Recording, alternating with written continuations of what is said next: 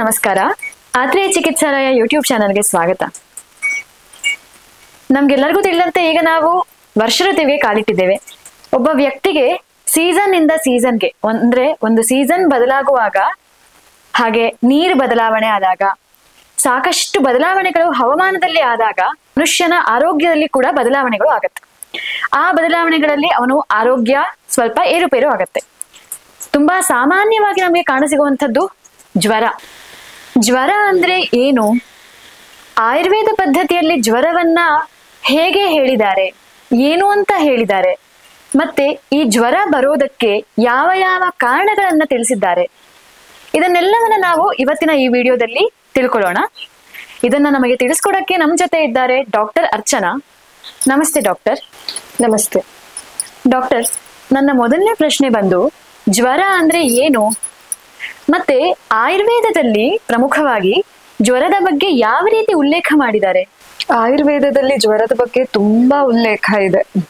ತುಂಬಾ ಡೀಟೈಲ್ ಆಗಿ ಅವರು ಜ್ವರದ ಬಗ್ಗೆ ಎಕ್ಸ್ಪ್ಲನೇಷನ್ ಕೊಟ್ಟಿದ್ದಾರೆ. ಜ್ವರ ಯಾವ ಕಾರಣಕ್ಕೆ ಬರುತ್ತೆ, ಜ್ವರದ ಟೈಪ್ಸ್, ಭೇದಗಳು ಯಾವ್ದ್ಯಾವ್ದು ಅಂತ, ಮತ್ತೆ ಯಾವ ರೀತಿಯ ಜ್ವರವನ್ನ ಹೇಗೆ ಕಂಡುಹಿಡಿಬೇಕು, ಅದರ ಲಕ್ಷಣಗಳು ಮತ್ತೆ ಅದರ ಚಿಕಿತ್ಸೆ ತುಂಬಾ ಡೀಟೈಲ್ ಆಗಿ.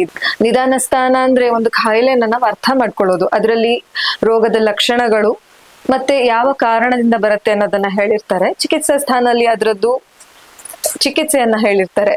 ನಾವು ಈ ಎರಡೂ ಸ್ಥಾನವನ್ನ ನೋಡಿದ್ರೆ ನಿಯರ್ಲಿ 30% ಬರೀ ಜ್ವರನೇ ಇದೆ. ಅಂದ್ರೆ ಅಷ್ಟು ಜ್ವರದ ಬಗ್ಗೆ ರೆಫರೆನ್ಸಸ್ ನಮಗೆ ಇದೆ.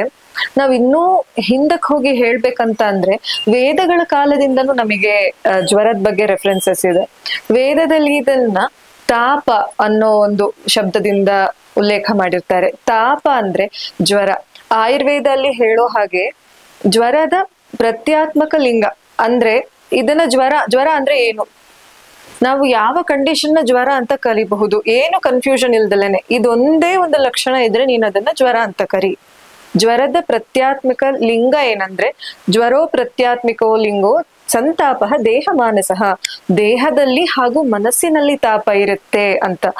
ಆಯುರ್ವೇದ ಜ್ವರವನ್ನ ಬರೀ ಶಾರೀರಿಕ ಕಾಯಿಲೆ ಅಂತ ಖಂಡಿತ ಕನ್ಸಿಡರ್ ಮಾಡಲ್ಲ. ಯಾಕಂದ್ರೆ ನಾವು ಜ್ವರದ ಭೇದಗಳನ್ನ ನೋಡ್ತಾ ಹೋದ್ರೆ ನಿಜ ಜ್ವರ ಮತ್ತೆ ಆಗಂತುಜ ಜ್ವರ ಅಂತ ಹೇಳ್ತಾರೆ. ನಿಜ ಜ್ವರ ಅಂದ್ರೆ ನಮಗೆ ಶಾರೀರಿಕ ದೋಷಗಳಲ್ಲಿ ಏನಾದ್ರೂ ಹೆಚ್ಚು ಕಮ್ಮಿ ಆಗಿ ಜ್ವರ ಬರುವಂಥದ್ದು.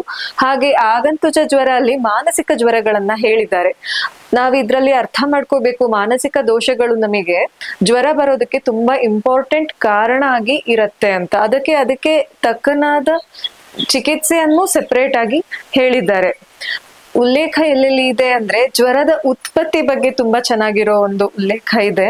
ಅವ್ರು ಏನ್ ಹೇಳ್ತಾರೆ ಅಂದ್ರೆ, ಈಗ ಎಲ್ಲರಿಗೂ ಗೊತ್ತಿರೋ ಹಾಗೆ ದಕ್ಷ ಪ್ರಜಾಪತಿ ಒಂದು ಯಜ್ಞವನ್ನ ಏರ್ಪಡಿಸ್ತಾರೆ. ಆ ಯಜ್ಞದಲ್ಲಿ ಸತಿ ದಹನ ಆಗತ್ತೆ. ಸತಿಯ ದಹನ ಆದ್ಮೇಲೆ ಶಿವನಿಗೆ ಕೋಪ ಬರುತ್ತೆ. ಆ ರುದ್ರ ಕೋಪದಿಂದ ಜ್ವರ ಅನ್ನೋ ಒಂದು ಕಾಯಿಲೆ ಉತ್ಪತ್ತಿ ಆಯ್ತು ಅಂತ ಹೇಳ್ತಾರೆ. ಆಗ ಏನು ಆ ಒಂದು ತಾಪ ಇತ್ತು ಅದು ಪ್ರಪಂಚದಲ್ಲಿ ಎಲ್ಲ ಕಡೆ ವಿಸ್ತಾರ ಆಗಿ ಎಲ್ಲ ಕಡೆ ಹರಡಿ ಅದರಿಂದ ಜ್ವರ ಶುರುವಾಯ್ತು ಅಂತ ಒಂದು ಬ್ಯೂಟಿಫುಲ್ ಎಕ್ಸ್ಪ್ಲನೇಷನ್ ಇದೆ ನಮಗೆ ಚರಕ ಸಂಹಿತದಲ್ಲಿ. ಜ್ವರ ಪ್ರಪಂಚದಲ್ಲಿ ಹೀಗೆ ಶುರುವಾಯ್ತು ಅಂತ, ರುದ್ರಕೋಪದಿಂದ. ಮತ್ತೆ ಜ್ವರ ತುಂಬಾ ಒಂದು ಪ್ರಿವಿಲೆಂಟ್ ಡಿಸೀಸ್ ಅಂತ ನಾವು ಹೇಳ್ಬಹುದು. ಯಾಕಂದ್ರೆ ಒಬ್ಬ ಮನುಷ್ಯನ ಜೀವಿತಾವಧಿಯಲ್ಲಿ ಒಂದು ಸಾರ್ತಿ ಆದ್ರೂ ಅವನಿಗೆ ಜ್ವರ ಬಂದೇ ಬರುತ್ತೆ ಅಂತ. ಮತ್ತೆ ಅವ್ರು ಹೇಳ್ತಾರೆ ಮನುಷ್ಯರಲ್ಲಿ ಅಷ್ಟೇ ಅಲ್ದೇನೆ ಪ್ರಾಣಿಗಳಲ್ಲಿ ಕೂಡ ಜ್ವರ ಬರುತ್ತೆ ಅಂತ ಹೇಳಿದ್ದಾರೆ. ಅದಕ್ಕೆಲ್ಲ ಸೆಪರೇಟ್ ಆಗಿ ಹೆಸರುಗಳನ್ನ ಕೂಡ ಅವರು ಕೊಟ್ಟಿದ್ದಾರೆ. ಕುದುರೆಗಳಲ್ಲಿ ಬರುವಂತಹ ಜ್ವರಕ್ಕೆ ಈ ರೀತಿಯಾಗಿ ಕರೀತಾರೆ, ದನಗಳಲ್ಲಿ ಬರುವಂತ ಜ್ವರಕ್ಕೆ ಈ ರೀತಿಯಾಗಿ ಕರೀತಾರೆ ಅಂತ ಅದಕ್ಕೆಲ್ಲ ಚಿಕಿತ್ಸೆಯನ್ನು ಹೇಳಿದ್ದಾರೆ. ಅಂದ್ರೆ ಜ್ವರ ಅನ್ನೋದು ಬಹಳ ಸಹಜವಾದ ಒಂದು ವ್ಯಾಧಿ. ಹಾಗಾದ್ರೆ ರುದ್ರಕೋಪದಿಂದ ಆ ತಾಪ ಭೂಮಿ ಮೇಲೆ ಬಂದು ಎಲ್ಲಾ ಜೀವಿಗಳಿಗೂ ಜ್ವರ ಅನ್ನೋದು ಶುರುವಾಯ್ತು ಅಂತ ಹೇಳಿ ಚರಕ ಸಂಹಿತೆಯಲ್ಲಿ ಒಂದು ದೃಷ್ಟಾಂತ ಇದೆ ಅಂತ ಹೇಳಿ ನೀವು ಜ್ವರದ ಉಲ್ಲೇಖ ಆಯುರ್ವೇದದಲ್ಲಿ ಹೇಗಿದೆ ಅಂತ ತಿಳಿಸ್ಕೊಟ್ರಿ. ಹಾಗಾದ್ರೆ ಈಗ ಜ್ವರದ ಕಾರಣಗಳೇನು? ಯಾವ ಯಾವ ಕಾರಣಗಳಿಂದಾಗಿ ನಮಗೆ ಜ್ವರ ಅನ್ನೋದು ಬಾಧಿಸುತ್ತೆ? ಜ್ವರದ ಕಾರಣ ತುಂಬಾ ಇಂಟ್ರೆಸ್ಟಿಂಗ್ ಆಗಿ ಜ್ವರ ಸುಮಾರು ಕಾರಣಗಳಿಂದ ಬರುತ್ತೆ. ಮತ್ತೆ ನಾವ್ ಇನ್ನೊಂದು ಇದರಲ್ಲಿ ನೆನ್ಪಿಟ್ಕೋಬೇಕಾಗಿರೋ ವಿಚಾರ ಏನಂದ್ರೆ, ಜ್ವರ ಅದು ಸ್ವತಃ ಒಂದು ವ್ಯಾಧಿಯಾಗಿ ಇರಬಹುದು, ಅಥವಾ ಜ್ವರ ಸುಮಾರು ಬೇರೆ ವ್ಯಾಧಿಗಳ ಒಂದು ಲಕ್ಷಣವಾಗಿನೂ ಇರಬಹುದು. ಅದು ಒಂದು ಇಂಡಿಪೆಂಡೆಂಟ್ ಆಗಿ ಒಂದು ಡಿಸೀಸ್ ಇರಬಹುದು, ಅಥವಾ ಜ್ವರ ಬೇರೆ ಯಾವ್ದಾದ್ರು ವ್ಯಾಧಿಯ ಸಿಂಬಲ್ ಆಗಿ ನಮ್ಗೆ ಕಾಣಿಸ್ತಾ ಇರಬಹುದು, ಒಂದು ಸಿಗ್ನಿಫಿಕೆಂಟ್ ಆಫ್ ಅದರ್ ಡಿಸೀಸ್ ಆಗಿ ನಮಗೆ ಜ್ವರ ಇರಬಹುದು. ಜ್ವರಕ್ಕೆ ಕಾರಣಗಳು ಯಾವ ರೀತಿಯಾದ ಜ್ವರ ಅನ್ನೋದ್ರ ಮೇಲೆ ಡಿಪೆಂಡ್ ಆಗ್ತಾ ಹೋಗುತ್ತೆ. ಯಾಕಂದ್ರೆ ಪ್ರಾಕೃತಿಕ ಜ್ವರ, ವೈಕೃತಿಕ ಜ್ವರ ಅಂತ ಹೇಳಿದ್ದಾರೆ ನೋಡಿ. ಪ್ರಾಕೃತಿಕ ಅಂದ್ರೆ ಸಹಜ, ಇದು ನಾರ್ಮಲ್. ಪ್ರಾಕೃತಿಕವಾಗಿ ಜ್ವರ ಬರುತ್ತೆ ಯಾವಾಗ ಒಂದು ಸೀಸನ್ ಚೇಂಜ್ ಆಗಿ ಇನ್ನೊಂದು ಸೀಸನ್ ಬರುವಾಗ ಜ್ವರ ಬರುವುದು ನಾರ್ಮಲ್, ಅದು ಸಹಜ ಅಂತ ಹೇಳುತ್ತೆ ಆಯುರ್ವೇದ. ಈಗ ಸೀಸನ್ ಚೇಂಜ್ ಆದಾಗ ಜ್ವರ ಬಂದ್ರೆ ಎಷ್ಟು ಜನ ಏನೇನೋ ಔಷಧಿ ಮಾಡ್ತಾರಲ್ವಾ, ಆಕ್ಚುಲಿ ಮಾಡಬಾರ್ದು. ಒಂದು ಸೀಸನ್ ಚೇಂಜ್ ಆಗಿ ಇನ್ನೊಂದು ಸೀಸನ್ ಬರುವಾಗ ನಾವು ಆ ಋತುಚರ್ಯವನ್ನ ಸರಿಯಾಗಿ ಪಾಲನೆ ಮಾಡದೇ ಇದ್ದ ಪಕ್ಷದಲ್ಲಿ, ಅಥವಾ ನಮ್ ದೇಹದಲ್ಲಿ ಆಲ್ರೆಡಿ ದೋಷ ಪ್ರಕುಪಿತ ಅವಸ್ಥೆಯಲ್ಲಿ ಇತ್ತು ಅಂದಾಗ ನಮಗೆ ಜ್ವರ ಬರುತ್ತೆ. ಈಗ ಹೇಮಂತ ಋತುವಲ್ಲಿ ಕಫಜ ಜ್ವರ ಬಹಳ ಸಹಜ ಅಂತ ಹೇಳ್ತಾರೆ. ಯಾಕಂದ್ರೆ ಹೇಮಂತ ಋತು ಕಫ ಕ್ಷಯ ಆಗೋ ಅವಸ್ಥೆ. ಕಫದೋಷ ಅಂತ ನಮ್ ದೇಹದಲ್ಲಿ ಒಂದು ದೋಷ ಇದೆ, ಅದು ಜಾಸ್ತಿ ಆಗಕ್ಕೆ ಶುರುವಾಗೋದು ಹೇಮಂತ ಋತುವಲ್ಲಿ. ಅದು ವಸಂತದಲ್ಲಿ ನಮಗೆ ಪ್ರಕೋಪ ಆಗತ್ತೆ. ಅದಕ್ಕೆ ವಸಂತ ಋತುವಲ್ಲಿ ನಮಗೆ ವಮನ ಮಾಡಕ್ ಹೇಳ್ತಾರೆ. ಅಂದ್ರೆ ಆರಾಮಾಗಿರೋರು ಕೂಡ ವಸಂತ ಋತುವಲ್ಲಿ ಒಂದ್ಸತಿ ಮೃದುವಾಗಿ ಶೋಧನ ಮಾಡ್ಕೋಬೇಕು. ಈ ಅಧಿಕವಾಗಿ ಇರೋ ಕಫದೋಷನ ನಾವು ಹೊರಗೆ ಹಾಕ್ಬೇಕು. ಈಗ ಶರದ್ ಋತುವಲ್ಲಿ ಯಾರು ವಿರೇಚನ ಮಾಡ್ಕೊಂಡಿಲ್ಲ, ಆಗ ದೇಹದಲ್ಲಿ ಇದೇನ್ ಪಿತ್ತ ದೋಷ ಜಾಸ್ತಿ ಇರತ್ತೆ, ಅದು ನಮಗೆ ಹೇಮಂತ ಋತುವಲ್ಲಿ ಜ್ವರಕ್ಕೆ ಕಾರಣ ಆಗತ್ತೆ. ನಮಗೆ ಈ ಋತುವಿನ ಚರ್ಯ ಸರಿಯಾಗಿ ಫಾಲೋ ಮಾಡದೇ ಇರೋದು ಒಂದ್ ರೀಸನ್ ಆಗಬಹುದು. ಹಿಂದಿನ ಋತುವಿನ ಚರ್ಯ ನಮಗೆ ಮುಂದಿನ ಋತುವಲ್ಲಿ ಕಾಯಿಲೆ ಉಂಟು ಮಾಡುತ್ತೆ. ಇವತ್ತು ಮಾಡಿದ್ದೇ ನಮಗ್ ಬರುತ್ತೆ. ನಾನ್ ಇವಾಗ ಮಳೆಯಲ್ಲಿ ನೆನ್ಕೊಂಡ್ ಬಂದೆ, ನನಗ್ ಜ್ವರ ಬರುತ್ತೆ, ಡೆಫಿನೆಟ್ಲಿ ಟ್ರೂ. ಆಲ್ಸೋ ನಮಗೆ ಹಿಂದಿನ ಋತುವಲ್ಲಿ ನಾವು ಮಾಡಿದ್ದು ಎಷ್ಟೋ ನಿಧಾನಗಳು, ಎಷ್ಟೋ ಕಾರಣಗಳು ನಮಗೆ ಇವಾಗ ಅದು ರಿಸಲ್ಟ್ ಅನ್ನ ಕೊಡ್ತಾ ಇರುತ್ತೆ. ಮೆನಿ ಟೈಮ್ಸ್ ನಾವು ಅದನ್ನ ಅರ್ಥ ಮಾಡ್ಕೊಳ್ಳಲ್ಲ. ಸೊ ಜ್ವರ ಕಾರಣ ಒಂದು ಸಹಜ ಜ್ವರ ಏನಂದ್ರೆ ಪ್ರಾಕೃತಿಕ ಜ್ವರ, ಇನ್ನೊಂದು ವೈಕೃತಿಕ ಜ್ವರ. ಈ ವೈಕೃತಿಕ ಜ್ವರ ಅಲ್ಲಿ ತುಂಬಾ ನಿಧಾನಗಳನ್ನ ಅವರು ಹೇಳಿದ್ದಾರೆ. ಮತ್ತೆ ನಿಜ ಜ್ವರ, ಆಗಂತುಜ ಜ್ವರ ಅಂತ ಹೇಳ್ತಾರೆ. ಆಗಂತುಜ ಜ್ವರ ಅಂದ್ರೆ ಎಕ್ಸ್ಟರ್ನಲ್ ಫ್ಯಾಕ್ಟರ್ಸ್ ಇಂದ ನನಗೆ ಜ್ವರ ಬರೋದು. ಎಕ್ಸ್ಟರ್ನಲ್ ಫ್ಯಾಕ್ಟರ್ಸ್ ಅಂದ್ರೆ ಏನು, ನನ್ ಬಾಡಿ ಅಲ್ದಲ್ಲನೆ ಹೊರಗಡೆ ಯಾವ್ದಾದ್ರು ಒಂದು ವಿಚಾರ. ಈಗ ಆಗಂತುಜ ಜ್ವರ ಅಲ್ಲಿ 4 ತರದ ಜ್ವರ ಹೇಳ್ತಾರೆ. ಅಭಿಘಾತ ಅಂದ್ರೆ ಫಿಸಿಕಲ್ ಇಂಜುರಿ. ಇವಾಗ ನನ್ಗೇನಾದ್ರೂ ಯಾರಿಗಾದ್ರೂ ಒಂದ್ ರೀತಿಯಾಗಿ ದೇಹಕ್ಕೆ ಪೆಟ್ಟು ಬಿದ್ರೆ ಆ ನೋವು ನಮ್ ಬಾಡಿ ಟಾಲರೇಟ್ ಮಾಡೋ ಲೆವೆಲ್ಗಿಂತ ಜಾಸ್ತಿ ಇದ್ದಾಗ ಡೆಫಿನೆಟ್ಲಿ ಮನುಷ್ಯನಿಗೆ ಜ್ವರ ಬರುತ್ತೆ. ಅದಕ್ಕೆ ಕೆಲವರೆಲ್ಲ ಪೆಟ್ಟಾದಾಗ ಜ್ವರ ಬರುತ್ತೆ. ಅಭಿಚಾರ, ಈಗ ಹಿಂದಿನ ಕಾಲದಲ್ಲೆಲ್ಲ ಹೇಳ್ತಾ ಇದ್ರು, ಈಗೆಲ್ಲ ಇದನ್ನ ತುಂಬಾ ಮಟ್ಟಿಗೆ ನಂಬ್ತಾರೋ ಇಲ್ವೋ ನನಗೆ ಗೊತ್ತಿಲ್ಲ. ಅಭಿಚಾರ ಅಂದ್ರೆ ಬ್ಲ್ಯಾಕ್ ಮ್ಯಾಜಿಕ್. ಈ ರೀತಿಯಾಗಿ ಏನಾದ್ರೂ ಆಗೋದ್ರಿಂದ ಚಿಕ್ಕ ಮಕ್ಕಳಲ್ಲಿ ನಾವ್ ಇದನ್ನ ಡೆಫಿನೆಟ್ಲಿ ಅಬ್ಸರ್ವ್ ಮಾಡಬಹುದು. ತುಂಬಾ ದೃಷ್ಟಿ ಆದ್ರೆ ಮಕ್ಕಳಿಗೆ ಜ್ವರ ಬರುತ್ತೆ, ಏನಾದ್ರೂ ಹೊರಗಡೆ ಹೋಗ್ ಬಂದಾಗ ಮಕ್ಕಳಿಗೆ ಜ್ವರ ಬರುತ್ತೆ. ನಾವ್ ಇದನ್ನ ಚಿಕ್ಕ ಮಕ್ಕಳಲ್ಲಿ ಅಬ್ಸರ್ವ್ ಮಾಡಬಹುದು. ಬಟ್ ಹಿಂದಿನ ಕಾಲದಲ್ಲಿ ಈ ತರದ್ದೆಲ್ಲ ಇದ್ದಿದ್ರಿಂದ ಅವರು ಅಭಿಚಾರ ಒಂದ್ ರೀಸನ್ ಫಾರ್ ಜ್ವರ ಕೊಡ್ತಾರೆ, ಅದರಿಂದನೂ ಜ್ವರ ಬರುತ್ತೆ. ಅಭಿಷಂಗ ಅಂದ್ರೆ ಅದು ಮಾನಸಿಕ ಕಾಯಿಲೆಗೆ ಸಂಬಂಧಪಟ್ಟಿದ್ದು. ಈ ಅಭಿಷಂಗಜ ಜ್ವರ ಅಲ್ಲಿ ಕಾಮಜ ಜ್ವರ, ತುಂಬಾ ಅಟ್ಯಾಚ್ಮೆಂಟ್ ಇಟ್ಕೊಳ್ಳೋದ್ರಿಂದ ಜ್ವರ ಬರುತ್ತೆ, ತುಂಬಾ ಟೆನ್ಷನ್ ಮಾಡ್ಕೊಂಡಾಗ ಜ್ವರ ಬರುತ್ತೆ. ಶೋಕಜ ಜ್ವರ, ಮನೆಯಲ್ಲಿ ಯಾರಾದ್ರೂ ತೀರ್ಕೊಂಡ್ರು, ಏನಾದ್ರೂ ಮನಸ್ಸಿಗೆ ತುಂಬಾ ಆಘಾತ ಉಂಟಾದಾಗ ಜ್ವರ ಬರುತ್ತೆ ಅಂತ ಹೇಳ್ತಾರೆ. ಈಗೆಲ್ಲ ಅದನ್ನ ಬೇರೆ ರೀತಿಯಾಗಿ ನಾವು ಅಬ್ಸರ್ವ್ ಮಾಡ್ಬೋದು. IPL ಫೀವರ್ ಅಂತಾರೆ. IPL ಗೆ ಜ್ವರ ಬರುತ್ತಾ, ನಾವ್ ಅದ್ರ ಬಗ್ಗೆ ತುಂಬಾ ಅಟ್ಯಾಚ್ಮೆಂಟ್ ಇಟ್ಕೊಂಡಿದ್ದ ಪಕ್ಷದಲ್ಲಿ ಅದು ನಮಗೆ ಜ್ವರ ಬರುತ್ತೆ. IPL fever it may lead to physically fever. ಅದು ಫೀವರ್ ಬರಬಹುದು ಫಿಸಿಕಲಿ, ನಮಗೆ ಹೇಳಕ್ಕಾಗಲ್ಲ. ಈ ರೀತಿಯಾದ ಜ್ವರಗಳನ್ನ ನಾವು ಅಭಿಷಂಗಜ ಜ್ವರ ಅಲ್ಲಿ ಹೇಳ್ತೀವಿ. ಸೊ ಜ್ವರ ಎಲ್ಲಾ ಕಾರಣಗಳಿಂದ ಬರುತ್ತೆ, ಇಂಥದ್ದೇ ಕಾರಣ ಅಂತ ನಾವು ಹೇಳಕ್ಕೆ ಬರೋದಿಲ್ಲ. ಯಾಕಂದ್ರೆ ವಾತಜ ಜ್ವರ ಉಂಟು, ವಾತದೋಷ ಜಾಸ್ತಿ ಆದಾಗ ಜ್ವರ ಬರುತ್ತೆ, ಪಿತ್ತ ದೋಷ ಜಾಸ್ತಿ ಆದಾಗ ಜ್ವರ ಬರುತ್ತೆ, ಕಫದೋಷ ಜಾಸ್ತಿ ಆದಾಗ್ಲೂ ಜ್ವರ ಬರುತ್ತೆ. ಸಹಜವಾಗಿ ನಮಗೆ ಕಫ ಇದ್ದಾಗ ಎದೆಯಲ್ಲಿ ಅಥವಾ ನಮ್ಮ ದೇಹದಲ್ಲಿ ಕಫದೋಷ ಜಾಸ್ತಿ ಆದಾಗ ಕೆಮ್ಮು, ಶೀತ, ಜ್ವರ ಸಹಜವಾಗಿ ಬರುವಂತದ್ದು. ಅಂದ್ರೆ ಜ್ವರ ಅನ್ನೋದು ಕೇವಲ ಒಂದೇ ಕಾರಣದಿಂದ ಬರೋದಿಲ್ಲ, ಸಾಕಷ್ಟು ಕಾರಣಗಳಿವೆ. ಎಲ್ಲಾ ಕಾರಣಗಳಿಂದನೂ ಜ್ವರ ಅನ್ನೋದು ಬರುತ್ತೆ ಅಂತ ಗೊತ್ತಾಯ್ತು. ಹಾಗಾದ್ರೆ ಈ ಜ್ವರದ ಲಕ್ಷಣಗಳು ಏನಿರುತ್ತೆ? ಜ್ವರ ಬರ್ತಾ ಇದೆ ಅಂದ್ರೆ ಅದಕ್ಕೆ ಯಾವ್ಯಾವ ರೀತಿ ಸಿಂಪ್ಟಮ್ಸ್ ಅನ್ನ ನಾವು ನೋಡಬಹುದು? ಆಯುರ್ವೇದದಲ್ಲಿ ಜ್ವರವನ್ನ ರೋಗ ರಾಜ ಅಂತ ಕರೀತಾರೆ. ಯಾಕಂದ್ರೆ ಜ್ವರ ಅನ್ನೋದು ನಾನಾಗ್ಲೇ ಹೇಳ್ದಾಗೆ ಅದೊಂದು ಇಂಡಿಪೆಂಡೆಂಟ್ ಡಿಸೀಸ್ ಆಗಿ ಬಂದಿರಬಹುದು, ಅಥವಾ ಬೇರೆ ಯಾವ್ದಾದ್ರು ಡಿಸೀಸ್ ಎಂದು ಲಕ್ಷಣವಾಗಿ ಜ್ವರ ಇರಬಹುದು. ಅದು ರೋಗನೂ ಆಗಬಹುದು ಅಥವಾ ಲಕ್ಷಣನೂ ಆಗಬಹುದು ಅಂತ. ಬಟ್ ಜ್ವರ ಅಂತ ಹೇಳ್ಬೇಕಂದ್ರೆ ಅದಕ್ಕೆ ಅವ್ರು ಹೇಳೋದು ಸ್ವೇದಾವರೋಧ ಸಂತಾಪ ಸರ್ವಾಂಗ ಗ್ರಹಣಂ ತಥಾ. ಏನಾಗುತ್ತೆ, ಸ್ವೇದಾವರೋಧ, ಸ್ವೇದ ಅಂದ್ರೆ ಬೆವರು, ಸ್ವೇದ ಅವರೋಧ, ಬೆವರು ಬರೋದಿಲ್ಲ. ನೋಡಿ, ಯಾವಾಗ ಒಬ್ಬ ಮನುಷ್ಯನಿಗೆ ಜ್ವರ ಇರುತ್ತೆ normal, except in few cases, ಜ್ವರ ಇದ್ದಾಗ ಮೈ ಬೆವರಲ್ಲ. ಯಾರು ಒಬ್ಬ ಮನುಷ್ಯ ಬೆವರ್ತಾ ಇದ್ದಾನೆ ಜ್ವರ ಇದ್ದವನಂದ್ರೆ ಜ್ವರ ಬಿಟ್ಟಿದೆ ಅಂತ ಸಹಜವಾಗಿ ಮನೆಯಲ್ಲಿ ನಾವು ಹೇಳೋದನ್ನ ಕೇಳಿದೀವಿ, ಹೌದಾ? ಸೊ ಸ್ವೇದ ಅವರೋಧ, ಜ್ವರದಲ್ಲಿ ಸ್ವೇದ ಅವರೋಧ ಇರುತ್ತೆ. ಸಂತಾಪ, ಸಂತಾಪ ಅಂದ್ರೆ ಇನ್ಕ್ರೀಸ್ಡ್ ಬಾಡಿ ಟೆಂಪರೇಚರ್, ನಮ್ಮ ದೇಹದ ಉಷ್ಣತೆ ಜಾಸ್ತಿ ಆಗಿರುತ್ತೆ. ಜ್ವರ ಅಂದಾಗ ನಾವು ನೋಡೋದು ಓ ಮೈ ಬಿಸಿ ಆಗಿದೆ, ಮೈ ಬಿಸಿ ಆಗತ್ತೆ. ಸರ್ವಾಂಗ ಗ್ರಹಣ ಅಂದ್ರೆ ಮೈ ಕೈ ನೋವಿರುತ್ತೆ. ಈ ಮೂರೂ ಲಕ್ಷಣಗಳು ನಿನಗೆ ಎಲ್ಲೇ ಕಾಣಿಸಿದ್ರು ಅದನ್ನ ಜ್ವರ ಅಂತ ಕನ್ಸಿಡರ್ ಮಾಡಿ ಬಿಡ್ಬೇಕು. ಈ ತರ ತುಂಬಾ ಕ್ಲಿಯರ್ ಆಗಿ ನಮಗೆ ಆಯುರ್ವೇದದಲ್ಲಿ ಹೇಳಿದ್ದಾರೆ. ಸಂತಾಪ ಅಥವಾ ಸ್ವೇದಾವರೋಧ ಯಾಕೆ ಬರುತ್ತೆ? ನಾವು ಆಯುರ್ವೇದ ಜ್ವರವನ್ನ ನೋಡೋ ರೀತಿ ಬೇರೆ ಇದೆ. ಏನಾಗುತ್ತೆ, ನಮ್ಮ ಕೋಷ್ಠದಲ್ಲಿ ಅಂದ್ರೆ ನಮ್ಮ ಹೊಟ್ಟೆಯಲ್ಲಿ ಒಂದು ಅಗ್ನಿ ಇರುತ್ತೆ. ಅಗ್ನಿ ಅಂದ್ರೆ ಇವಾಗ ಹೊರಗಡೆ ಹೇಗೆ ಅಗ್ನಿ ಇದೆ ಅದೇ ತರ ನಮ್ಮ ಹೊಟ್ಟೆ ಒಳಗಡೆ ಒಂದು ಅಗ್ನಿ ಇರುತ್ತೆ. ಅದನ್ನ ನಾವು ಜಠರ ಅಗ್ನಿ ಅಂತ ಕರಿತೀವಿ. ಹೊಟ್ಟೆಯನ್ನ ಜಠರ ಅಂತ ಹೇಳ್ತಾರೆ ಸಂಸ್ಕೃತದಲ್ಲಿ. ಹಾಗಾಗಿ ಹೊಟ್ಟೆಯಲ್ಲಿ ಇರುವ ಅಗ್ನಿನ ನಾವು ಜಠರ ಅಗ್ನಿ ಅಂತೀವಿ. ಈಗ ಹೊರಗಡೆ ಹೇಗೆ ನಮಗೆ ಒಂದು ಅಡಿಗೆಯನ್ನ ಮಾಡ್ಬೇಕಂದ್ರೆ, ಯಾವ್ದಾದ್ರು ಒಂದು ವಸ್ತುವನ್ನ ಬೇಯಿಸ್ಬೇಕಂದ್ರೆ ನಮಗೆ ಹೇಗೆ ಅಗ್ನಿ ಬೇಕು, ಆ ತರ ನಮ್ಮ ಹೊಟ್ಟೆಯಲ್ಲಿ ಒಂದು ಅಗ್ನಿ ಇದೆ. ನಾವು ತಗೊಳ್ಳೋ ಆಹಾರ ಈ ಅಗ್ನಿ ಪಚನ ಮಾಡ್ಬಿಟ್ಟು ನಮ್ ದೇಹಕ್ಕೆ ನ್ಯೂಟ್ರಿಷನ್ ಸಿಕ್ಕತ್ತೆ. ನಮ್ ದೇಹದಲ್ಲಿ ಪಚನ ಕ್ರಿಯೆ ಆಗೋದು ಈ ರೀತಿಯಾಗಿ. ಸೊ ಈ ಜ್ವರ ಅನ್ನೋ ಕಂಡೀಷನ್ ಅಲ್ಲಿ ಏನಾಗುತ್ತೆ, ನಮ್ದು ದೇಹದಲ್ಲಿ ಬರುವ ಅಗ್ನಿ, ನಮ್ ಜಠರಾಗ್ನಿ ರಸಧಾತು ಜೊತೆ ನಾವು ತಿಂದಿರೋ ಆಹಾರ ಜೀರ್ಣ ಆದ್ಮೇಲೆ ಫಸ್ಟಿಗೆ ಒಂದು ಆಹಾರ ರಸ ಫಾರ್ಮ್ ಆಗತ್ತೆ. ಈ ಆಹಾರ ರಸದ ಜೊತೆಗೆ ಅಗ್ನಿ ಮಿಕ್ಸ್ ಆಗ್ಬಿಟ್ಟು ಬಾಡಿ ಪೂರ್ತಿ ಸರ್ಕ್ಯುಲೇಟ್ ಆಗ್ಬಿಡತ್ತೆ. ಈ ರಸಧಾತು ಹೇಗೆ ಇಡೀ ಬಾಡಿ ಸರ್ಕ್ಯುಲೇಟ್ ಆಯ್ತು, ಅದ್ರ ಜೊತೆಗೆ ಅಗ್ನಿ ಇತ್ತಲ್ಲ ಬಾಡಿ ಪೂರ್ತಿ, ಆ ಶಾಖ ಬರೋದು ಈ ಅಗ್ನಿಯಿಂದ. ಏನಾಗುತ್ತೆ, ನಮ್ಮ ದೇಹದಲ್ಲಿ ಇರುವಂತಹ, ನಮ್ಮ ಜಠರದಲ್ಲಿ ಇರುವಂತಹ ಅಗ್ನಿ ರಸಧಾತು ಜೊತೆ ಸೇರ್ಕೊಂಡು ದೇಹ ಪೂರ್ತಿ ಸಂಚಾರ ಆಗ್ಬಿಟ್ಟಿದೆ. ಹಾಗಾಗಿ ದೇಹದಲ್ಲಿ ಪೂರ್ತಿ ತಾಪ ಕಾಣಿಸ್ತಾ ಇದೆ. ಈ ಅಗ್ನಿ ಜೊತೆ ಇರೋ ರಸಧಾತು ನಮ್ಮ ಸ್ವೆಟ್ ಗ್ಲ್ಯಾಂಡ್ಸ್ ನ ಬ್ಲಾಕ್ ಮಾಡುತ್ತೆ. ಸೊ ಅವರಿಗೆ ಸ್ವೇದ ಬರೋದಿಲ್ಲ. ಸರ್ವಾಂಗ ಗ್ರಹಣ, ಮೈಕೈ ಎಲ್ಲ ನೋವುತ್ತಿರುತ್ತೆ. ಈ ಮೂರು ಜ್ವರದ ಪ್ರತ್ಯಾತ್ಮಿಕ ಲಕ್ಷಣಗಳು. ಜ್ವರ ಅಂದ್ರೆ ಈ ಮೂರು ಲಕ್ಷಣಗಳು ಇರ್ಲೇಬೇಕು ಅಂತ. ಆದ್ರೆ ಆಯುರ್ವೇದ ಎಲ್ಲಾ ತರಹದ ಜ್ವರಗಳನ್ನು ಹೇಳಿದ್ದಾರೆ.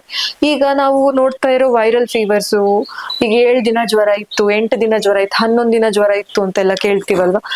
ನಾವಿದೇನೋ ಹೊಸದು ಅನ್ನೋ ತರ ನಾವಿವಾಗ ಫೀಲ್ ಮಾಡ್ತಾ ಇದೀವಿ. ಟು ಬಿ ರಿಯಲಿ ಫ್ರಾಂಕ್, ಆಯುರ್ವೇದದಲ್ಲಿ ಜ್ವರನ ಬೇರೆ ಬೇರೆ ಸ್ಟೇಜಸ್ ಅಲ್ಲಿ ಹೇಳಿದ್ದಾರೆ. ನವಜ್ವರ ಮೊದಲು 3 ದಿವಸ ಇದನ್ನ ನವಜ್ವರ ಅಂತ ಹೇಳ್ತೀವಿ. ಆಮೇಲಿಂದ ಅಪ್ ಟು 7 days ಅದನ್ನ ತರುಣ ಜ್ವರ ಅಂತ ಹೇಳ್ತಾರೆ. 11ರಿಂದ 21 ದಿನದ ಜ್ವರವರೆಗೂ ಮಧ್ಯಮ ಜ್ವರ ಅಂತ. 21 ದಿನಕ್ಕಿಂತ ಜಾಸ್ತಿ ಜ್ವರ ಇದ್ರೆ ಅದನ್ನ ಜೀರ್ಣ ಜ್ವರ ಅಂತ ಹೇಳ್ತೀವಿ. ಈ ಎಲ್ಲಾ ಒಂದೊಂದು ಸ್ಟೇಜ್ ಅಲ್ಲಿ ಅದರ ಲಕ್ಷಣಗಳು ಬೇರೆ ಆಗ್ತಾ ಹೋಗುತ್ತೆ. ಮತ್ತೆ ಜಸ್ಟ್ ಇಮ್ಯಾಜಿನ್, 21 ದಿನ ಒಬ್ಬ ಮನುಷ್ಯನಿಗೆ ಜ್ವರ ಇತ್ತು and it was considered normal. ಬೇರೆ ಬೇರೆ ರೀತಿಯಾದ ಜ್ವರಗಳನ್ನ ಆಯುರ್ವೇದಲ್ಲಿ ಹೇಳಿದ್ದಾರೆ.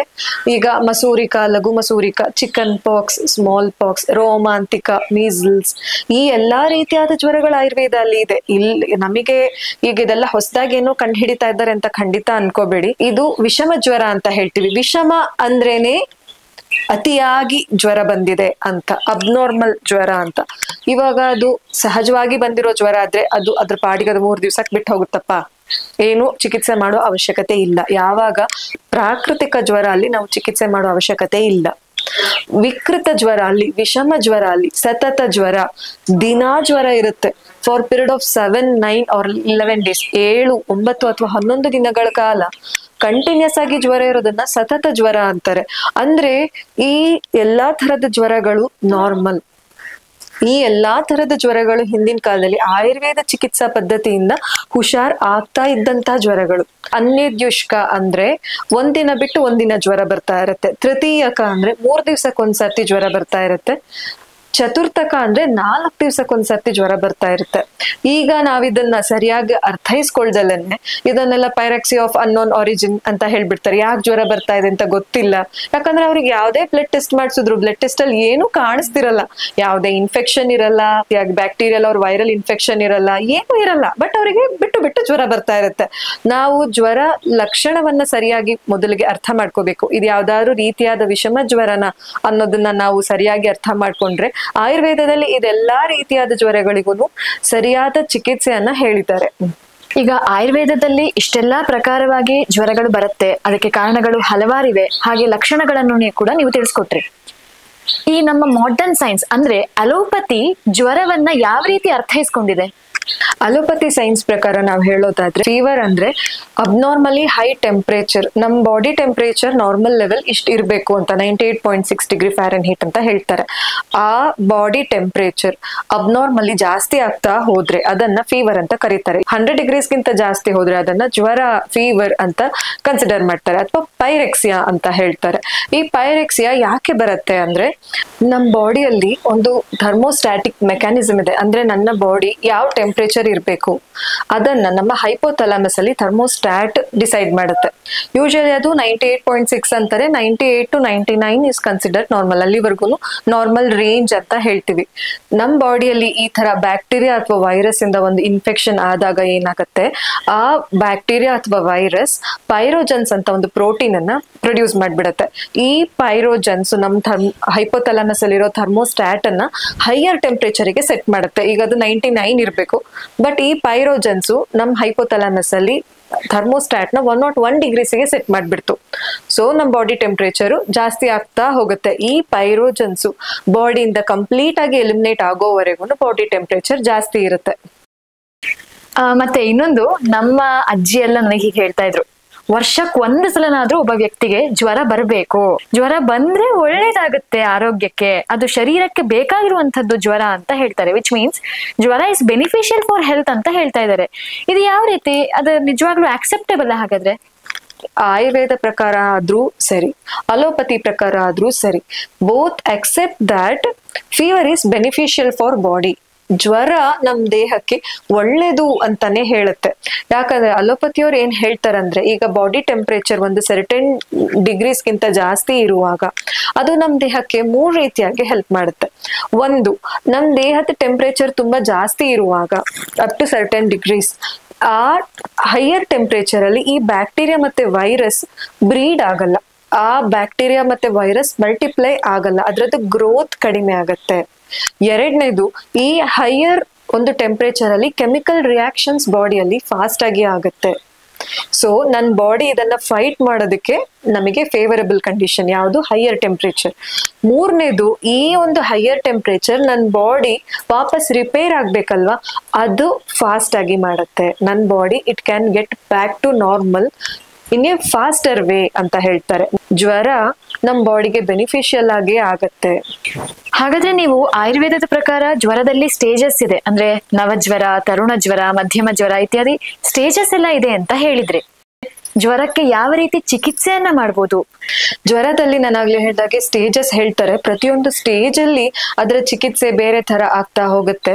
ನಾವು ನವಜ್ವರ ಅಂತ ಹೇಳ್ತೀವಲ್ವಾ, ಫಸ್ಟ್ ಫ್ಯೂ ಡೇಸ್ ಅದಕ್ಕೆ ಟ್ರೀಟ್ಮೆಂಟ್ ಖಂಡಿತ ಕೊಡಬಾರ್ದು. ನವಜ್ವರದಲ್ಲಿ ಏನ್ ಮಾಡ್ಬೇಕು, ಲಂಘನ ಮಾಡ್ಬೇಕು. ಆಮೇಲೆ ನಾನಾಗ್ಲೇ ಹೇಳ್ದ ಹಾಗೆ ನಮ್ಮ ಹೊಟ್ಟೆಯಲ್ಲಿ ಇರುವಂತಹ ಅಗ್ನಿ ರಸಧಾತು ಜೊತೆ ದೇಹ ಪೂರ್ತಿ ಸಂಚಾರ ಆಗಿರೋದ್ರಿಂದ ಆ ಅಗ್ನಿ ವಾಪಸ್ ಬಂದು ಕೋಷ್ಠದಲ್ಲಿ ಪ್ರತಿಷ್ಠೆ ಆಗ್ಬಿಟ್ರೆ, ವಾಪಸ್ಸು ಕೋಷ್ಟಕ್ಕೆ ವಾಪಸ್ ಬಂದ್ಬಿಟ್ರೆ ಜ್ವರ ಬಿಟ್ಟು ಹೋಗುತ್ತೆ. ಇಷ್ಟೇ ಇರೋದು. ಆಕ್ಚುಲಿ ವಿಷಯ ಏನಿದೆ, ಹೊಟ್ಟೆಯಲ್ಲಿ ಇರುವಂತಹ ಅಗ್ನಿ, ಇವಾಗ ನಾವಿದನ್ನ ಕೋಷ್ಟ ಅಂತ ಹೇಳ್ತೀವಿ, ಪೆರಿಫೆರಲ್ ಧಾತುಗಳನ್ನ ನಾವು ಶಾಖ ಅಂತ ಹೇಳ್ತೀವಿ.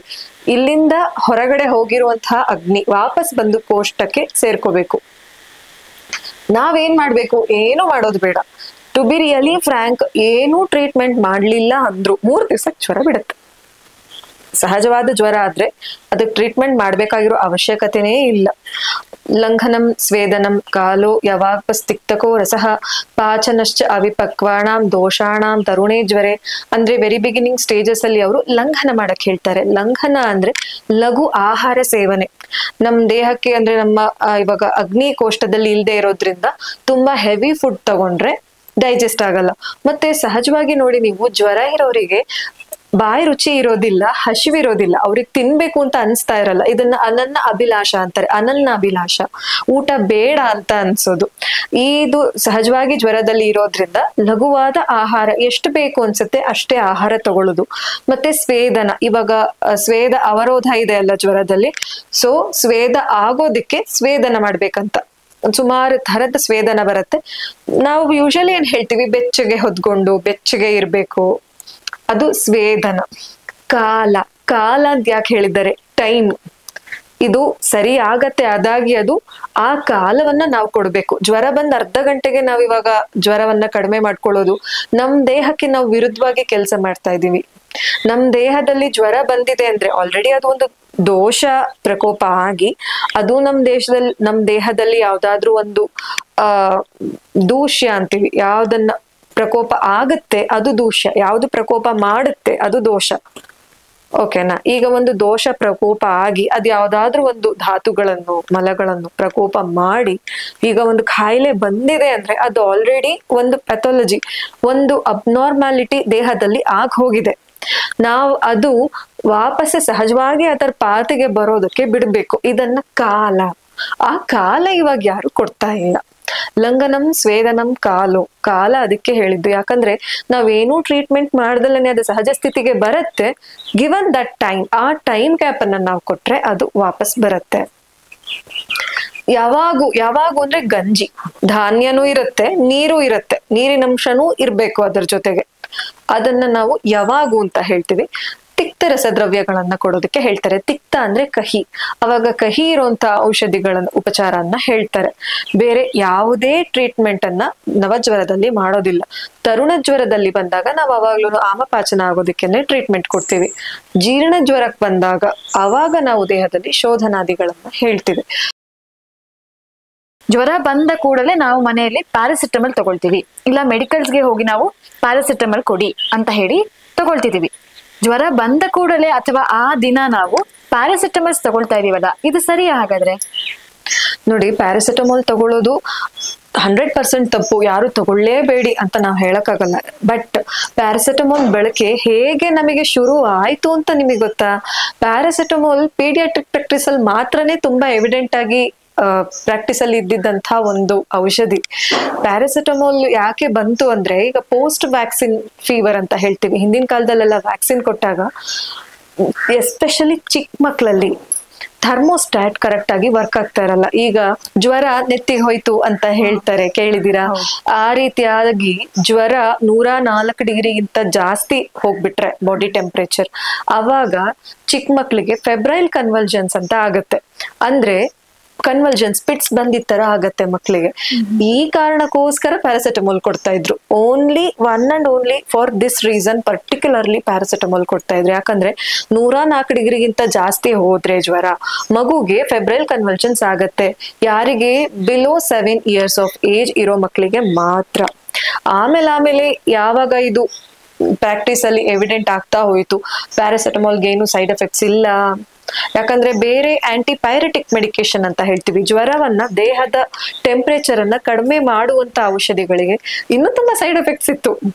ಹೈಪಾಕ್ಸಿ ಅಂತ ಹೇಳ್ತೀವಿ, ಈಗ ಲಿಪ್ಸ್ ಬ್ಲೂ ಕಲರ್ ಆಗೋದು, ಕೈ ಕಾಲೆಲ್ಲ ನೀಲಿ ಕಲರ್ ಆಗ್ಬಿಡೋದು, ಈ ತರ ಎಲ್ಲ ಒಂದು ಸಿವಿಯರ್ ಸೈಡ್ ಎಫೆಕ್ಟ್ಸ್ ಇದ್ದಿದ್ರಿಂದ ಅವರು ಪ್ಯಾರಾಸಿಟಮಾಲ್ ನ ಸೇಫರ್ ಡ್ರಗ್ ಅಂತ ಕನ್ಸಿಡರ್ ಮಾಡಿದ್ರು. ಯಾವಾಗ ಎಮರ್ಜೆನ್ಸಿಯಲ್ಲಿ, ಈಗ 104 ಡಿಗ್ರಿಗಿಂತ ಜ್ವರ ಜಾಸ್ತಿ ಹೋಗ್ತಾ ಇದೆ, ಮಗುಗೆ ಫೆಬ್ರೈಲ್ ಕನ್ವಲ್ಜನ್ಸ್ ಆಗ್ತಾ ಇದೆ, ಈಗ ಪ್ರಾಣ ಉಳಿಬೇಕಲ್ಲ ಎಮರ್ಜೆನ್ಸಿ, ಆ ಕಂಡೀಷನ್ ಅಲ್ಲಿ ಕೊಡ್ತಾ ಇದ್ದಿದ್ದಂತಹ ಡ್ರಗ್ ಪ್ಯಾರಾಸಿಟಮಾಲ್.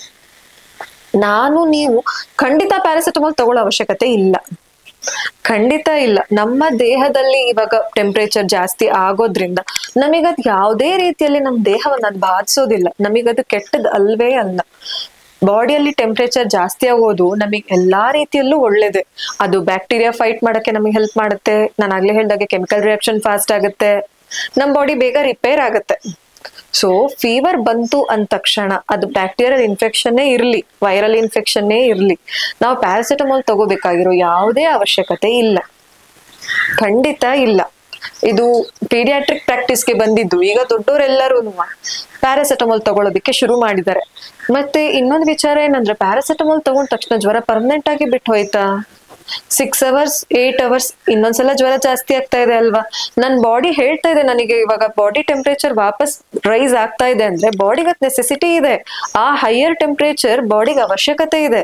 ನಾನ್ ಇವಾಗ ಒಂದು ಡ್ರಗ್ ಅನ್ನ ಕೊಟ್ಬಿಟ್ಟು which acts on hour brain, ನಮ್ಮ ಬಾಡಿಯಲ್ಲಿ ಎಲ್ಲೂ ಪ್ಯಾರಾಸೆಟಮಾಲ್ ವರ್ಕ್ ಮಾಡಲ್ಲ.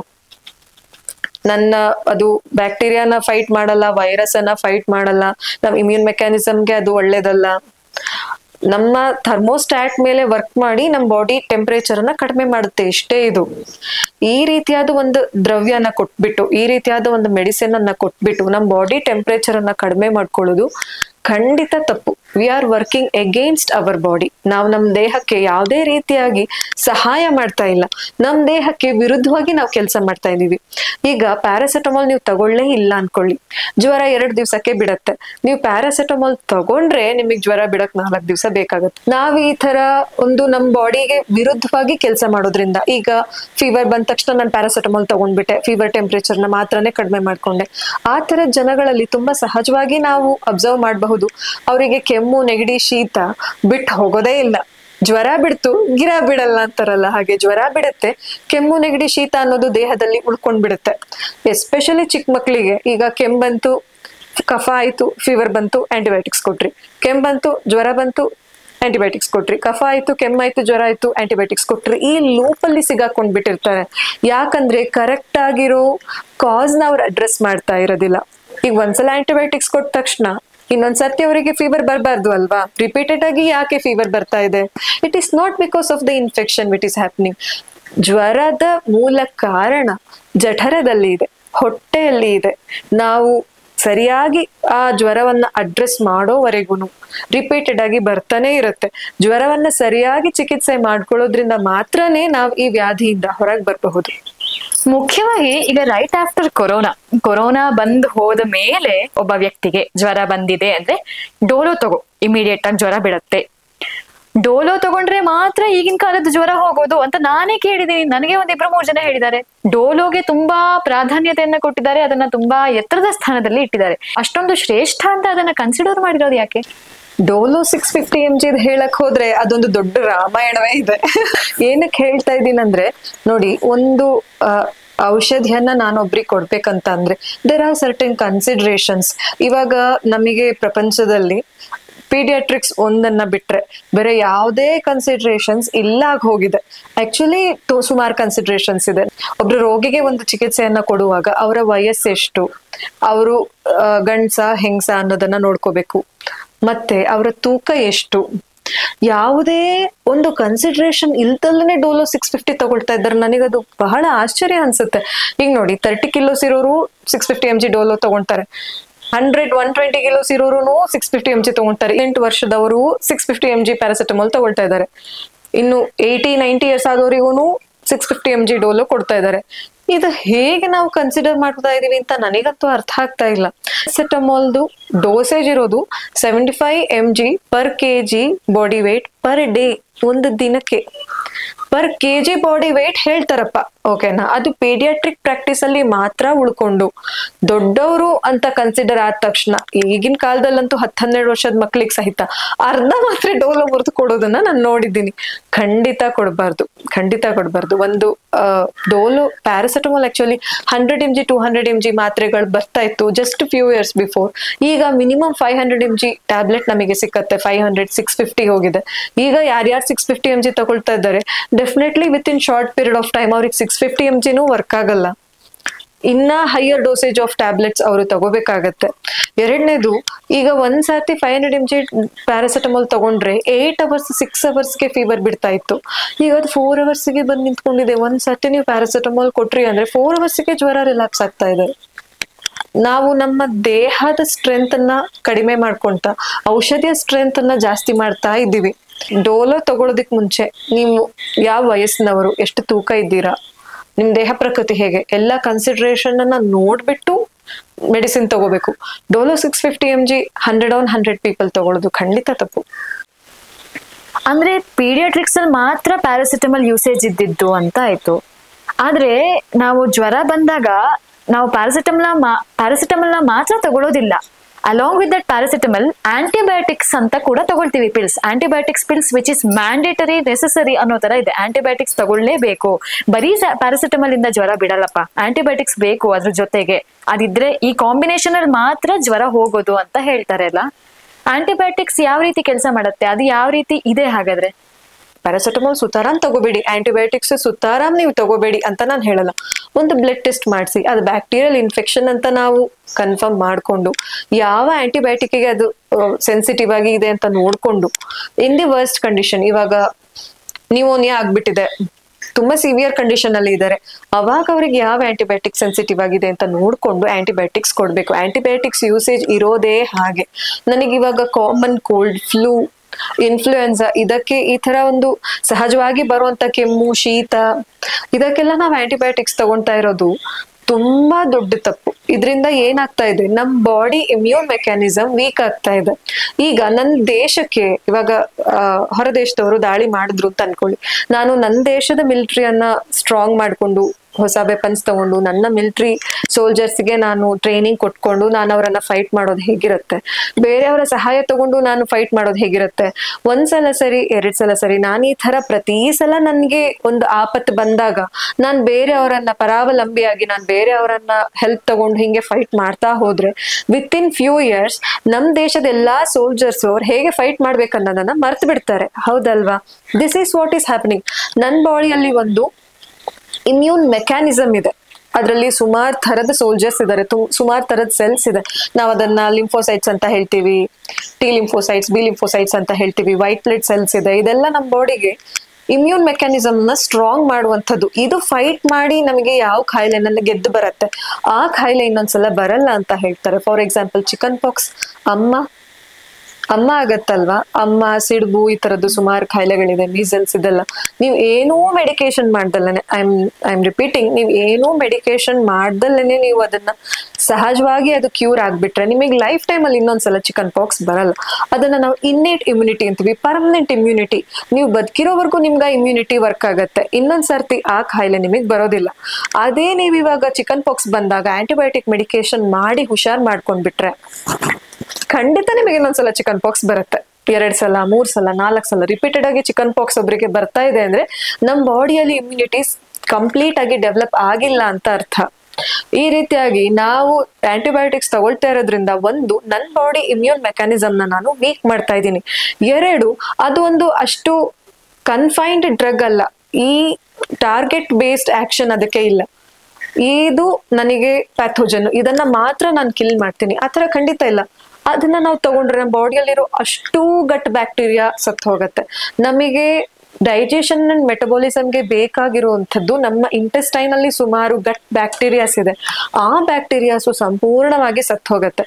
ಈ ರೀತಿ ನಾವು ರಿಪೀಟೆಡ್ ಆಗಿ ಆಂಟಿಬಯೋಟಿಕ್ಸ್ ತಗೊಂಡು ನಮ್ ಗಟ್ ಬ್ಯಾಕ್ಟೀರಿಯಾ ಸುಮಾರಾಗಿ ಹುಟ್ಟೋಗ್ಬಿಟ್ರೆ there may be a condition wherein ಆ ಗಟ್ ಬ್ಯಾಕ್ಟೀರಿಯಾಸ್ ನಮ್ಮ ಬಾಡಿಯಲ್ಲಿ ವಾಪಸ್ ರಿಸ್ಟೋರ್ ಆಗದೆ ಇರ್ಬೋದು, they may vanish forever. ಇದು ಒಂದು ಸೆಕೆಂಡ್ ತುಂಬಾ ದೊಡ್ಡ ರಿಸ್ಕ್ ನಮ್ಮ ಎದುರಿಗಿರೋದು. ಮತ್ತೆ ಅನಾವಶ್ಯಕವಾಗಿ ಈಗ ಚಿಕ್ಕ ಪುಟ್ಟ ಜ್ವರ ಅಂತ ಎಲ್ಲ ಬಂದಾಗ ನಾನು ಆಂಟಿಬಯೋಟಿಕ್ ಮೆಡಿಕೇಶನ್ ತಗೊಳ್ತಾ ಇದ್ರೆ ನನ್ನ ಬಾಡಿ ನೆಕ್ಸ್ಟ್ ಆ ಆಂಟಿಬಯೋಟಿಕ್ಗೆ ರೆಸಿಸ್ಟ್ ಆಗ್ತಾ ಹೋಗುತ್ತೆ. ಆ ಪ್ಯಾಥೋಜನ್ಸ್ ಕೂಡ, ಈಗ ಆ ವೈರಸ್ ಅಂಡ್ ಬ್ಯಾಕ್ಟೀರಿಯಾ ಕೂಡ ಈ ಆಂಟಿಬಯೋಟಿಕ್ ಮೆಡಿಕೇಶನ್ಗೆ ರೆಸಿಸ್ಟ್ ಆಗ್ತಾ ಹೋಗುತ್ತೆ. ಸೊ ಇನ್ನೊಂದು ಕೆಲವೇ ವರ್ಷಗಳಲ್ಲಿ ನಾವು ಪ್ರಪಂಚದಲ್ಲಿ ಎಲ್ಲರೂ ಬಹಳ ದೊಡ್ಡ ಒಂದು ಪ್ರಾಬ್ಲಮ್ ಅನ್ನ ಫೇಸ್ ಮಾಡ್ಬೇಕಾಗಿ ಬರುತ್ತೆ. ಏನಂದ್ರೆ multi drug resistant bacteria. Metropolitan cities ಅಲ್ಲಿ ಇದು ಆಲ್ರೆಡಿ ನಾವು ನೋಡ್ತಾ ಇರುವಂತಹ ಒಂದು condition. Multi drug resistant bacteria, ಒಂದು ಬ್ಯಾಕ್ಟೀರಿಯಾ ಇದೆ, ಅದು ಯಾವುದೇ ಆಂಟಿಬಯೋಟಿಕ್ಗೂ ಸೆನ್ಸಿಟಿವ್ ಆಗಿ ಇಲ್ಲ. ಯಾವುದೇ ಆಂಟಿಬಯೋಟಿಕ್ಸ್ ಆ ಒಂದು ಬ್ಯಾಕ್ಟೀರಿಯಾನ ಸಾಯಿಸಕ್ ಆಗಲ್ಲ. ಈ ತರ ಒಂದು ಕಂಡೀಷನ್ ಬಂದಾಗ ನಾವೇನ್ ಮಾಡ್ತೀವಿ, ನಾವ್ ಏನು ಮಾಡಕ್ ಆಗದೆ ಕೈ ಚೆಲ್ಲಿ ಕೂತ್ಕೊಳ್ಬೇಕಾದ ಪರಿಸ್ಥಿತಿ ಇದೆ. First generation, second generation, third generation antibiotics ಅಂತ ಹೇಳ್ತೀವಿ. ಈಗ ನೀವು ಸೆಕೆಂಡ್ ಜನರೇಷನ್ ಆಂಟಿಬಯೋಟಿಕ್ಸ್ ತಗೊಳ್ತಾ ಇದ್ದೀರಾ ಅಂದ್ರೆ ನಿಮ್ ಬಾಡಿಯಲ್ಲಿ ಫಸ್ಟ್ ಜನರೇಷನ್ ಆಂಟಿಬಯೋಟಿಕ್ಸ್ ವರ್ಕ್ ಆಗಲ್ಲ. ನೀವು ಥರ್ಡ್ ಜನರೇಷನ್ ಆಂಟಿಬಯೋಟಿಕ್ಸ್ ತಗೊಳ್ತಾ ಇದ್ದೀರಾ ಅಂದ್ರೆ ನಿಮ್ ಬಾಡಿಯಲ್ಲಿ first and second generation antibiotics work ಆಗಲ್ಲ. That is how it works. ಅದು ಸ್ಟ್ರಾಂಗರ್ ಮೆಡಿಸಿನ್ಸ್ ಆಗ್ತಾ ಹೋಗುತ್ತೆ. ಈಗ 2 ವರ್ಷ 3 ವರ್ಷ ಮಕ್ಕಳಿಗೆ ಯಾರು ಪ್ರಾಕ್ಟಿಷನರ್ಸ್ ಥರ್ಡ್ ಜನರೇಷನ್ ಆಂಟಿಬಯೋಟಿಕ್ಸ್ ಕೊಡ್ತಾ ಇದ್ದಾರೆ, they should think about it. ಈಗ ಒಂದು 15 ಇಯರ್ಸ್ ಆಗುವಾಗ ಆ ಹುಡುಗ ಅಥವಾ ಆ ಹುಡುಗಿ ಎಲ್ಲಾ ಆಂಟಿಬಯೋಟಿಕ್ಸ್ಗೆ ರೆಸಿಸ್ಟ್ ಆಗ್ಬಿಟ್ರೆ what they are going to do? ಅವ್ರು ನೆಕ್ಸ್ಟ್ ಏನ್ ಮಾಡ್ತಾರೆ? ಯಾವ ರೀತಿ ಆ ಮಗುಗೆ ಹುಷಾರ್ ತಪ್ಪಿದ್ದನ್ನ ಅವ್ರು ಸರಿ ಮಾಡ್ತಾರೆ ಅಂತ ನಾನು ಕೇಳ್ತೀನಿ. There is no other go. ಏನು ಮಾಡಕ್ಕಾಗಲ್ಲ. ಆ ತರ ಕೆಲವು ಕಂಡೀಷನ್ಸ್ ಅಲ್ಲಿ ನಮ್ಮ ಆಯುರ್ವೇದ ಔಷಧಿ ತುಂಬಾ ಚೆನ್ನಾಗಿ ಕೆಲಸ ಮಾಡಿರೋದು ನಾವು ಇನ್ vitro and in Vivo test ಅಲ್ಲಿ ಆಲ್ರೆಡಿ ಅಬ್ಸರ್ವ್ ಮಾಡಿದೀವಿ. ಈ ತರದ ಸುಮಾರು ರಿಸರ್ಚ್ ಗಳಾಗಿದೆ. ಎಲ್ಲಾ ಮಲ್ಟಿ ಡ್ರಗ್ ರೆಸಿಸ್ಟೆಂಟ್ ಬ್ಯಾಕ್ಟೀರಿಯಾಗಳು ಆಯುರ್ವೇದ ಔಷಧಿಗೆ ಪಾಸಿಟಿವ್ ರಿಸಲ್ಟ್ ಅನ್ನ ತೋರಿಸ್ತಾ ಇದೆ. ಈ ಆಂಟಿಬಯೋಟಿಕ್ಸ್ ಎಲ್ಲ ಡೆವಲಪ್ ಆಗಿ ಎಷ್ಟು ವರ್ಷ ಆಗಿದೆ ಅಂತ ನೀವ್ ಅನ್ಕೊಂಡಿದೀರಾ? ವೆರಿ ರೀಸೆಂಟ್ ಇನ್ವೆನ್ಷನ್ ಇದೆಲ್ಲ. ಇದಕ್ಕಿಂತ ಹಿಂದಿನ ಕಾಲದಲ್ಲಿ ಬರ್ತಾ ಇದ್ದಿದ್ದಂತ ಕಾಯಿಲೆಗಳು ಸುಮಾರು ಇದ್ದು, ಇನ್ಫೆಕ್ಷಿಯಸ್ ಡಿಸೀಸಸ್. ಈಗ ಸಿಡ್ಬು ಅಂತೀವಿ, ಅಮ್ಮ ಅಂತೀವಿ, ಚಿಕನ್ ಪಾಕ್ಸ್, ಮೀಸಲ್ಸ್. ಹಿಂದಿನ ಕಾಲದಲ್ಲಿ ಇನ್ನೂ ಸುಮಾರು ಕಾಯಿಲೆಗಳಿದ್ವು. ಕಾಲಾ ಅಜಾರ್, ಬ್ಲ್ಯಾಕ್ ಫೀವರ್, ಈ ತರದ್ದೆಲ್ಲ ಕಾಯಿಲೆಗಳು ಒಂದು ಜನಪದಕ್ಕೆ ಬರ್ತಾ ಇತ್ತು, ಒಂದು ಕಮ್ಯುನಿಕಬಲ್ ಡಿಸೀಸಸ್. ಹಾಗಂದ್ರೆ ಇವಾಗ ಅದಕ್ಕೆಲ್ಲ ನಾವೇನು ಟ್ರೀಟ್ಮೆಂಟೇ ಮಾಡಕ್ ಆಗಿಲ್ಲ ಅಂದ್ರೆ human race would have come to an end ಅಲ್ವಾ? ಇವತ್ತು ಇದ್ದವರು ಯಾರು ಇವಾಗ ಸಹಜವಾಗಿ ನಮ್ಮ ಇಮ್ಯೂನ್ ಸಿಸ್ಟಮ್ ಅನ್ನ ಎವ್ರಿ ಡೇ ಸ್ಟ್ರಾಂಗ್ ಮಾಡ್ಕೊತಾ ಹೋಗ್ತಾರೆ, ಅವರು ಈ ಡಿಸೀಸಸ್ನೆಲ್ಲ ಗೆದ್ದಿದ್ದವರಾಗಿದ್ರು.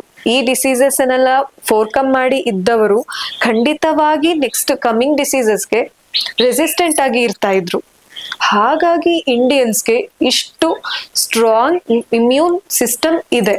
ಇಷ್ಟೊತ್ತು ನಮಗೆ ಜ್ವರ ಅಂದ್ರೆ ಏನು, ಜ್ವರ ಯಾವ ರೀತಿ ಉಗಮ ಆಯ್ತು ಅಂದ್ರೆ ಆಯುರ್ವೇದದಲ್ಲಿ ಜ್ವರವನ್ನ ಹೇಗೆ ಹೇಳಿದ್ದಾರೆ, ಅದರದ್ದು ಉಲ್ಲೇಖ ಹೇಗಿದೆ, ಎಲ್ಲಿದೆ, ಮತ್ತೆ ಜ್ವರಕ್ಕೆ ಯಾವ ರೀತಿ ಚಿಕಿತ್ಸೆಯನ್ನ ಮಾಡ್ಬೋದು, ಆಯುರ್ವೇದದಲ್ಲಿ ಜ್ವರದ ಸ್ಟೇಜಸ್ ಹೇಗೆ ಹೇಳಿದ್ದಾರೆ, ಯಾವ ರೀತಿ ಜ್ವರವನ್ನ ಅರ್ಥೈಸ್ಕೊಂಡಿದ್ದಾರೆ ಆಲೋಪತಿಯಲ್ಲಿ ಮತ್ತೆ ಆಯುರ್ವೇದದಲ್ಲಿ ಅಂತ ತಿಳಿಸ್ಕೊಟ್ರಿ. ಜ್ವರ ಬಂದ ತಕ್ಷಣ ಔಷಧಿಯನ್ನ ಮಾಡಬಾರ್ದು, ಅದರ ಅವಶ್ಯಕತೆ ಇಲ್ಲ, ಅಂತಹ ಅನಿವಾರ್ಯತೆ ನಮ್ಗೆ ಇಲ್ಲ ಅಂತ ಹೇಳಿದ್ರಿ.